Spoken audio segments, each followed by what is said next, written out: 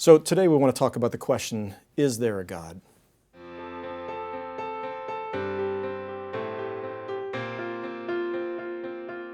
So everybody's going to ask this question at some point in their lives. Is there a God? We sometimes ask it when we're 6 or 7 years old, or maybe when we're 50 or 60 years old. But whether you were raised in the home of an agnostic or atheist or a home of a believer, you're still going to wrestle with this question. On the one hand, you might have been raised as a believer and you're going to come to the place where you say, I don't know, is there a God? And on the other hand, you might have been raised without any faith, and somewhere along the way you have to ask this question. It is an existential, foundational question.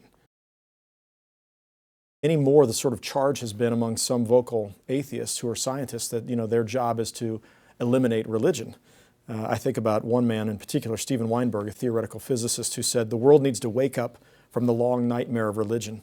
Anything we scientists can do to weaken the hold of religion should be done and may in fact be our greatest contribution to civilization.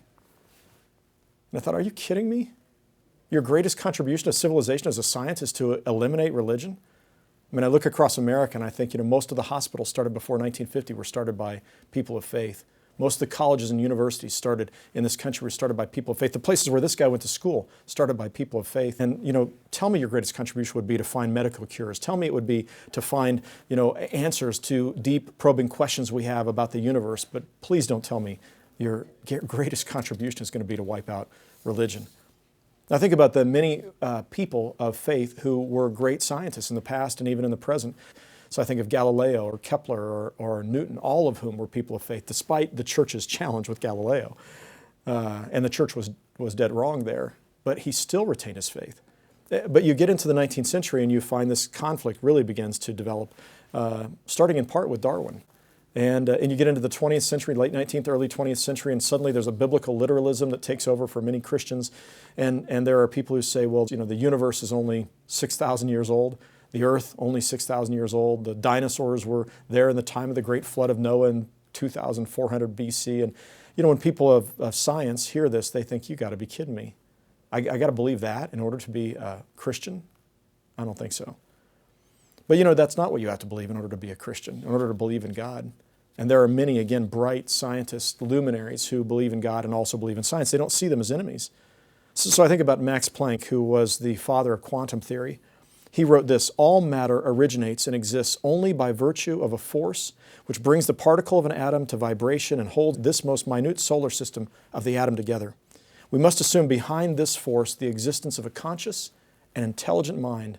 This mind is the matrix of all matter. I love that picture of God as the matrix of all matter. Or George Lemaitre, who was a Catholic priest and also a physicist, who was the first to put forward the idea of the Big Bang Theory. And scientists rejected that idea at first because it seemed to point towards the fact that there had to be something before the Big Bang, a creator. And Lemaitre said, no, this is what the science points to. And in the end, the scientists were won over to that idea and then began looking for what might have been before the Big Bang, something other than God, most thought. Francis Collins, the Human Genome Project, who unraveled the human DNA, or I think of John Polkinghorne, who was a mathematical physicist for 13 years at Cambridge before he finally heard a call to be a priest, and today is both a lecturer in theology and a lecturer in physics, and has written some of the best books on science and faith. And finally, I think of Alan Sandage, who was one of the great astronomers of the 20th century, some believe the greatest astronomer of the 20th century, and towards the end of his life, having looked over all the scientific knowledge that he had, he came to the conclusion that there was a God, and that he did put his trust in Jesus Christ. Christians believe in God, and we believe that God is both the force, the power behind everything that exists. Everything that exists is contingent upon God and exists because of God. And God permeates all of the universe, the cosmos, and his power makes possible everything that exists. And that begins to sound an awful lot like Einstein's God, Einstein was an agnostic, but he didn't mind talking about God in these terms of that force, that power, that mystery behind everything that exists.